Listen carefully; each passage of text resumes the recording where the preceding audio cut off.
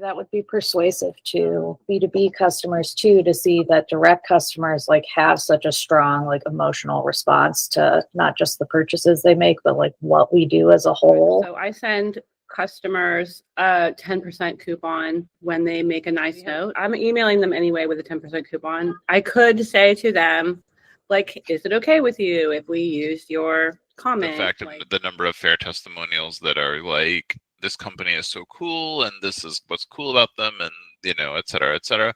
Like, I always thought we'd only get that kind of feedback on our own website from like customers who had been loyal for years. I never thought we would get it from like a customer on their second order or sometimes their first order. But I think it would be nice to like get in touch with those customers and be like, we love what you said about us so much. We want to not just use your words on our brochure, but also sell you more books. It would be good to look at customers who are in certain categories who are really strong, or categories that we want to go after. Like, hey, this plant store thinks we're awesome, so other plant stores, you should follow suit. I mean, and I have so many times where like I've responded to something and the response to my response is like, I can't believe you saw this and took the time to respond. And I'm like, well, I mean, you wrote a message. Like, I can't believe you took the time to write a message. So we're even. These retailers talk to each other, and if my peer who sells candles and I sell candles, and they really recommend that book, I trust their judgment. Hi, I'm Joe Beal, the founder and CEO of Microcosm Publishing. I'm also the author of A People's Guide to Publishing, which distills what I've learned from selling millions of books over the past 28 years. I'm Ellie Blue, the vice president of Microcosm. We started this podcast to share what we've learned with newer publishers, so you can learn from our mistakes. Or maybe you just want to learn about the publishing industry. What is marketing? Marketing is reducing the cost of each sale. Good marketing is like setting the difficulty to easy. You want to build a system that happens without you having to pull any levers. The mistake that many marketers make is that when something isn't working, they want to push and try harder, when the reality is that if you aren't seeing any growth, you need to change your approach. So how do you do that? You talk to people authentically in their native language. They feel like at some point you switch into a salesperson, but you don't actually want to do that. Marketers use phrases like the buyer's journey and consumer consideration points. But what do those really mean? Let's take a few steps back. How do you consider if something is relevant to your life? Typically, everyone subconsciously ponders if a new soap, pillow, or book would make their life easier, better, or more efficient. Then they look at how much emotional goodwill they have towards the brand. Who am I? Why does anybody care? Not everybody, but the right people to have positive feelings towards me. Some reasons to buy include attitudes toward a person, place, or thing. Everything from beans to the president. A certain application of the item. Attitudes or personality traits. Their zip code. The density or lack thereof of their living environment. Distance from a store that sells things like it. Living in a foreign, to them or to you, country. Their age, abilities, military background, ethnicity, race, primary language, gender, income level, or many other factors. The season of the year. Their basic belief structure and way of seeing the world. How often they use the item, like a bar of soap. The life stage that they are entering. Each one of these groups is called a segment, and they might each have a different reason to buy. These are your targeted segments, customer personas. Got all of that? Think about the last thing that compelled you to try something new. What is the value of the item for you that makes it worthwhile? More impulsive or less impulsive based on like the weight of the item and then the magnitude of the need. Make a list of the reasons that someone might buy it. What is someone getting out of it? What do its customers have in common? How do people who buy it socialize with each other? So like a lot of times people will talk on Reddit about like hyper specific purchases, and then they will make recommendations to each other and say like, oh, I got this product here and here is why it's the best one, and yes, I would recommend it. Or they would say, like, I bought this and it seemed like a cool gimmick, and like here are its strengths and its deficits, and that's sort of how you really think about, you know, from an expert in a trusted place, you know, that's essentially how like marketing within a community works. Think about how many points of contact and information you took in before it was clear that the product or service was for you. Commensurate with the size of the purchase, I went through a lot of soul searching, talked to a lot of experts, talked to a lot of people who had made a similar purchase, did a lot of shopping around, did a lot of I don't know. This was the most complex decision, long-standing decision I've ever made. Good marketing is honest. Deception and manipulation burn bridges. You want to be authentic and show what's unique to this offering. Think about how someone with a different background, with different interests and different concerns might need to be motivated differently around this purchase. When you are marketing a book, the first step is understanding the buyer's behavior. What motivated you to buy a book recently? I bought Chuck Tinkle's Escape from the Billings Mall because it was fun, it was a familiar author, and it evoked nostalgia from reading choose-your-own-adventure books in my childhood. It's called Most Ardently, I believe, and it is a trans retelling of Pride and Prejudice written for a YA audience. And what motivated me? It was a personal recommendation, word of mouth, as well as I love reading Jane Austen adaptations. Well, you will be shocked to learn that the most common form of a book purchase is a recommendation from friends or family that enjoyed the same book. Or perhaps an influencer or someone that you have a parasocial relationship with who spieled about it.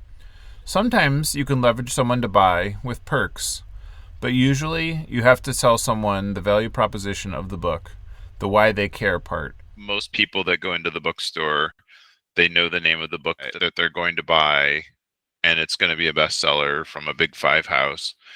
But there's a good chance they're going to walk up to see another book that like solves a specific problem because it specifically addresses the why they care part sufficiently that they're like, oh, I need this also.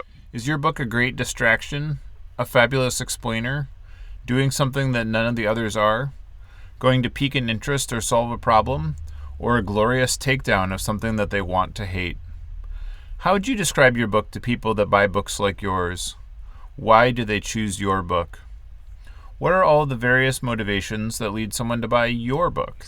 The best way to get that information is to read reviews, is to look at what people are saying, is to talk to people, is to get that firsthand information and sort of find out what is resonating. And sometimes it's not always the things that you'd think. Sometimes it's an aspect of it that makes it popular is rather adjacent. What places do people reach out to for information about books like yours? That's why the launch of Goodreads was so popular. That's why within the industry, Edelweiss is, provides a service where booksellers can talk to booksellers. But, in the older world, that would be like newspaper reviews. And, and nowadays it's more like social media influencers who are saying like, this book is awesome for these people. How do readers compare your book against the others on the same shelf? So one isn't necessarily better than the other so much as they have like distinct niches. What makes your reader ultimately decide to pick up a book? How could you improve the reader's experience after they buy your book? Why we include the About the Publisher page in our book. This is why we have the subscription program. This is why we have a lot of, social media campaigns and information on our website, where you can sort of invest more in our story. And, maybe that's the only book you ever buy, but at least you know what we're about and what we're up to. What advantage does your book have over the others like it on the same shelf? What is unique about it? What can you do that your competitors cannot? And sometimes that's, as a smaller press, it's being nimble, it's being adaptive. In other cases, it's just like you're closer to the subject matter, so you are better at making a more topical and timely book. How are your customers best reached? What are their other interests? Like, if they're outdoors people, they probably aren't spending a lot of time watching television on the whole. They're probably like have other sets of adjacent interests, that would eclipse, across a wider range of that demographic. Objectively, how big is the market that you are talking about? Is it 10 people? Is it 5,000 people? Is it 100 very moneyed people? That's sort of an important aspect of it too, where sometimes, you find that it's really easy to reach a small group of people, and it can be a little more nebulous to reach larger groups of people, or sometimes the other way around. Typically, when considering a purchase, a prospective buyer walks through 5 stages: recognizing something that can help with a need, searching for more information to help them decide, like watching YouTube videos, reading blogs, scrolling Pinterest, reading trusted websites, and Googling keywords, making evaluations to determine if this is the right book, narrowing the search to a few trusted sources. And it feels a little silly to think of that with a book, but I have witnessed it so many times where somebody is like, I'm going to Hawaii, or I am trying to learn about deep sea diving, or even I'm looking for a new fantasy book to read, and watching them go through this process. Purchasing the book, becoming invested in the bookstore or publisher, and keeping track of what you do next. Marketing is the process of making that chain of events organic and natural. What ideas do you have that would motivate someone to move from familiarity to interest to purchase? Again, you don't ever want to trick them into doing something where they're going to have buyer's remorse. We built this software from scratch to solve our own problems starting in 2001. It's not only the reason for our survival, but the reason we've been a Publishers Weekly fastest growing publisher 3 years in a row. Now we want to share it with you. Join Working Lit and get back the agency to understand your publishing business, market and sell your books, and painlessly pay royalties. Working Lit, doing the math for publishers. Visit workinglit.com to give it a try. Writing about a topic that the author is an expert on is a form of marketing. It shows their ideas, their voice, and what they are capable of. Most people read about 300 words before arriving at a decision point, so use those wisely. Consider what is in each segment's pain points, specific needs, goals, barriers to purchase, places where they seek information, value proposition of this item for this segment. What is your competitive advantage to reach this segment? Are you able to visualize this person? What is a day like in the life of someone in this segment? What are effective ways to talk to this segment?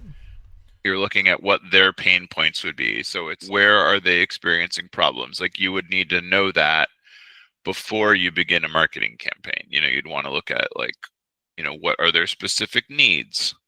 What are their goals, and what are their barriers to purchase? Like, why haven't they solved this problem already on their own without you being involved? And so that's a major reason why it's so much easier to do this within a community that you are a part of, because you do this already. Like, it's because you're a member of a group. You know how to talk to people in a respectful, familiar way. Most people make the mistake of clumping all of the segments as one, or only focusing on the biggest one, rather than the one that could be the biggest. We've fallen into that trap a few times where we didn't realize sometimes how big, like, for example, relationship books are. And, it took people pointing that out to us, that we needed just more to offer that population. And then, oh, look, they, huge amount of shelving, lots of people looking for them. What is distinct between your various segments? Can you realistically reach each of these distinct segments? When we published a lot of bicycle books, because we were at the bicycle conferences, it was really easy for us to sell them. People thought of us when they thought of bicycling books. We lots of recurrent mail order throughout the year. Lots of publishers told us up and down that bike books don't sell because they were trying to just put them in bookstores, and they weren't reaching the audience because the audience didn't know that they were publishing those books. Which one of your segments spends the most money? Spoiler alert, self-help book readers spend a lot of money because they're trying to solve a problem and they're willing to buy lots of books that have, tackled the same subject to find the one that really speaks the most to them. Which segment are you most capable of serving? Are your resources adequate to motivate each segment? Just aren't putting enough into it because there's maybe a lot of other people competing for that, or you're not being heard through it all, or they just need more convincing in some cases. Should you further split any segments into pieces? Are there any segments that aren't large enough, too expensive to reach, or don't have enough potential? If you keep pushing hard enough, you will get what is available to be gotten, but it just won't justify the amount of time, effort, and resources that have gone into it. How do your key capabilities and weaknesses measure up against your customers' interests? If you're really goofy and your audience is really serious, you're going to rub each other wrong. Like, you're just not communicating in the same language. How can you improve these? These are best summarized in your customer value proposition, which states why your customer cares about what you are doing. They will develop strong emotional feelings of loyalty for you because what you're doing is so cool, and they can tell everybody every single thing about you that makes you cool. And so you just have to leave that story out and available for them. What is a compelling, externally facing tagline that you can use in marketing copy? Make what compels somebody to see the value that I see in this. Typically, this contains what the product is, who it's for, its primary benefits, and what makes it better than the competition. Now write that as a short sentence and you're all set. Identify and apply appropriate marketing and communication tools. A good rule of thumb to start with is that marketing should be budgeted at 6% of sales. That doesn't mean that if you budget $60,000 for marketing, that you will magically achieve $1 million in sales. It means that you figure out what is an effective way to spend that 6% that has the results that you are looking for. And then when you find that something is working, you do more of it until you really have a good proof of concept. Because the other mistake that people make is they hire an influencer and then they find out that influencer's audience doesn't read. Start small and grow incrementally as you find things that work. Once you know your audience and what they care about, what happens if they just aren't buying? Perhaps you need one of the 6 elements of influence. Reciprocity, the desire of offering something in exchange for something else, like a free ebook to join your newsletter. Scarcity, there are only 5 copies left. Kim Gordon's book was marketed this way, even though it was published by HarperCollins. They said essentially that we underprinted it, so get them while you can. And you're like, you're HarperCollins, like, print more. Consistency, asking for easy commitments that show repeat business, like a coffee shop punch card. Likability, building rapport through matching energy and showing interest in what your segments are interested in, as well as complimenting things about them. Like, I think it's really cool that, you're into good fact-finding and critical thinking. Authority, what makes you great? Show it in testimonials, awards, titles, expertise, and other demonstrations of how others think that you're the best. And then social proof is one of the weirdest ones because it cuts both ways. So social proof is seeing other people utilizing something. So if other people are seen using your stuff on social media, it creates the illusion that it's everywhere and it's what people are doing. And a good example is matcha on TikTok. But social proof doesn't necessarily mean that something actually works. So you'll see like a lot of flash in the pan social proof concepts where it'll be like, oh, every publisher is trying to get reviews in the New York Times. Reviews in the New York Times must be super effective at selling books. But it's just, not that way. Next, align an element of influence to the marketing funnel. Awareness, need recognition, getting their attention. These will typically be the first time they hear of or see your book. Interest, seeking information, providing tools, education, and testimonials. These would be reviews from other people about your book, explaining the key value proposition of how your book is different from other books, showing your book in context alongside related items, or maybe associated with people that it pertains to. desire, evaluation, comparison, stressing value, competitive advantages, demonstrations. This would be showing all of the ways that your book is different, a better value, cooler, unique, anything that your book is doing that other books aren't doing. Is your book weirder? Is your book more fun? Is your book a little more serious? This is really going to plug into how somebody evaluates if it's for them. Action. Buy. Offers, delivery options, and contests. This is the point when somebody feels that they're ready to make the purchase. Retention. Building community after the purchase. This is how you keep in touch with somebody after they buy your book. What is your messaging? What would you have to offer somebody that already owns this book? What are other books that are related to them? What are other forms of content that you have that they might find valuable? Think about achieving these goals as your audience is finding you. What are your marketing goals? How effective is your marketing? Ideally, marketing is a healthy mix of owned media, earned media, and paid media. So owned media is media that you operate, like your own social media and website. Earned media is other people writing about you, saying you're awesome, whether that's like legacy media or like, podcasters or whatnot. And paid media could be like anything like Google ads, Podcasts, featured articles, conventions, shows, social media, affiliate marketing, SEO, GEO, keywords, relevance and intent, email, website, networking. And you really want to think about relevance and intent there, because it's easy to create keywords that have a ton of search for them, but are those people that search for those things your audience? Conversion is the success rate of turning your audience into customers. Conversion starts with things like newsletter signups, creating an account, a purchase, asking for a quote or information, or downloading content. What is your conversion rate? Which is to say, what percentage of the correct demographic that moves through the funnel end up buying? What return on ad spend are you receiving? How much does each new customer cost? Your website is the most key point of marketing. Most crawlers examine the sequence of text on your website. Look at your website with regard to clarity. Is it immediately clear what you do? Attention. Where are you directing the viewer? Congruence. Do all of the pieces move the customer through the funnel? Credibility. Do you appear like you can deliver on your promise? Are we trying to convince people to submit books to us for publication, or are we trying to get them to buy books? Is your uniqueness clear on your homepage? Is your unique selling proposition clear? Do you present information in order of importance? Are reads quick and short? What is the primary function of your site?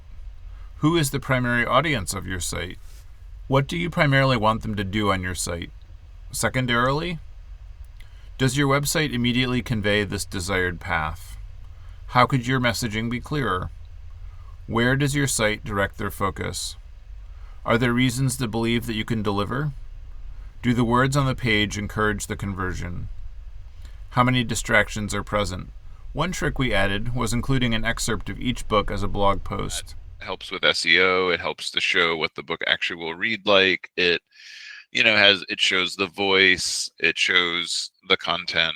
It shows that like we're not afraid to stand behind what it is in the end. Our industry is run by billionaires and conglomerates. At Microcosm, we wanted the freedom to independently sell our books, easily pay royalties, manage our inventory, and understand our business all in one place. That's why we've been using our own software since 2001. Now, we want to share it with you. Working Lit is the only business success software that is created and owned 100% by publishers for publishers. Join Working Lit and get the agency you need to help your business grow. Visit workinglit.com to try it for free. How does your content show your firsthand experience with the topic? And that can be anything like Dr. Faith Harper is a doctor, to like something like so-and-so, Mo Boustern has worked in commercial fishing for more than 10 years, like she knows commercial fishing. How does your content show your expertise? How does your content show your authoritativeness on the topic? How does the content show your trustworthiness? Social media. What are 3 key marketing goals for 3 different social media platforms? You could be creating awareness on Pinterest, showing you're cool on TikTok, and creating discussions on Facebook. Are you on the right platforms to achieve your goals? Do you utilize the right voice for each platform? Does your social media calendar educate, engage, and promote? And then I really think of it as like infotainment, where you want there to be information even in the jokes. Why do people use social media? To be amused, to feel good, to express sympathy. Reflects back what they see as themselves. Show what they want to be. Communicates about their hobbies and interests. To learn new things. To get information about current events. Connect with friends and family. Since people don't want to be treated as customers on U.S. social media, give them entertainment, inspiration, information, and connection. People appreciate posts about amusing holidays, videos that evoke a reaction, jokes, memes, contests, giveaways, behind-the-scenes views, like making the book, reviews, a day in the life images, features about employees or customers, nostalgia, shout-outs, common causes, quotes, trivia, pretty pictures, inspirational stories, stories that show before and after, questions, photo caption contests, polls, customer testimonials, webinars, discounts, events, information, tips and tricks, industry research. So, for example, I posted a photo of my office in 2020 and then another one in 2022 where there's no resemblance to the earlier one because I finished work and drywalled the room and painted and built it out, and it's no longer a storage room. And so that was like a really popular post. What makes you notice a social media feed? Frequency of posts, clicks, engagement, platform content without links, live streaming, plan around holidays, special events. Got a book with a Halloween tie-in? Post it every year. Don't repeat yourself until it's the same time next year. Then you can repeat yourself again. Organize around themes. Post about all of your bread-making books at the same time. Plan a week in advance with a variety in each day's posts. Schedule your posts so it's less disruptive in your day. Use metrics to evaluate the success of your social media. I mean, I swear to you, one of the bigger problems is check the box to be like, we posted all the social media, and then there's little evaluation of like, did that company actually succeed in doing the things they set out to with those posts? Is it gaining followers? How many impressions are you netting? Is it reaching appropriate viewers? Is it reaching unique viewers? Are they liking, commenting, and sharing? Are you getting organic mentions? What is your total post engagement? Are they clicking through to your website? Are they becoming customers? Focus on reach and impressions over interactions. Focus on driving traffic to your website. Build community. Create leads. Increase conversions. Increase engagement. Set specific goals. What is your voice on social media? How does each social media perform the correct key functions for your needs? You know, so if you're getting a ton of impressions but no engagement, that's kind of bad. But sometimes it'll be like some people are just happy just to see it and they don't need to engage. How does your social media calendar educate, engage, and promote you to your key segments? Again, you would do different things on Facebook than you would do on YouTube, and not just because of the format. Is each social media platform accomplishing the goal that you identified for it? If not, stop what you're doing and create a new strategy. Most people will continue repeating a strategy that isn't working with the expectation that it will miraculously start working suddenly. For each platform and post, think of how the message moves each segment towards the goal. Do you have different promotions for different tiers of customer needs? How do you interact with customers between awareness and purchase? They know you exist. They haven't ordered yet. This is when they need some engagement. Now, start over. Because most books are sold in a store, we need to create the same plan, but for getting the book into stores. And it's slightly more complicated. Imagine you have a few frontline booksellers that love your book, but they don't make purchasing decisions for the store, so they have to convince their boss. Sometimes it's the other way around. The boss buyer is interested but asks the frontline booksellers, and they have never heard of your book, so the boss walks away. What value is created for customers and channel partners? Channel partners is like a boring term for bookstores in this case, as are, distributors, etc. To understand stores, think about the difference between a few national retailers. Despite selling many of the same items, what is different about them? What does it say about the people who shop there? There is an income class basis for some retailers, but this could include things like service, turnaround, processes, quality, materials, luxury, or helpful staff. Think about the legitimate key advantages that you can offer to a retailer. Things like key selling points and comp titles create associations for your books to help buyers understand them before they even exist. Competitive comparative titles create associations that have a history and an emotional resonance, as well as other affiliations. They simply help the bookseller to understand what the book is and how it will perform in their store. For specialty stores, you have different marketing talking points. When books go into a store, they sell. Giving a book as a holiday gift says something about the giver. Books keep browsers in stores for longer. Books are an impulse buy because you know who to give each one to. Books cement a merchandising story within each store. Books are great add-ons, increasing average ticket sales. There are 275,000 new books published every year, so you won't be selling the same books as the store down the street. Stack up 4 to 12 copies of each book because nobody wants to buy the last copy. So much of marketing is putting yourself into a world that the audience understands. There are some really important things to consider as you build a marketing strategy. Set goals and objectives. Stop doing what isn't working. Increase what is working. Hang out where your customers do. Don't try to become all things for all people.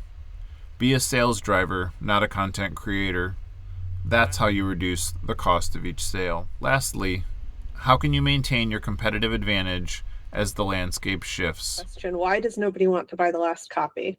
It's psychological that they don't.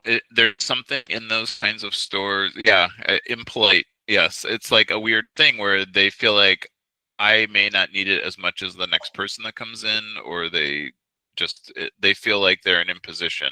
And so this is the problem with like when stores buy one of each and they set it up like a library. And we see this at events too, where like people are nervous to buy the last one. Yeah, because we sell a lot of I look at one book orders all day long, every day, you know what I mean? So, I always wonder that, like, who has a store that wants one copy of something? But anyway, that is very sweet of people to want somebody else to have it. I think it's different online. Like, if you're like, hey, we only have 3 copies left and it's online, people are like, I gotta get it now.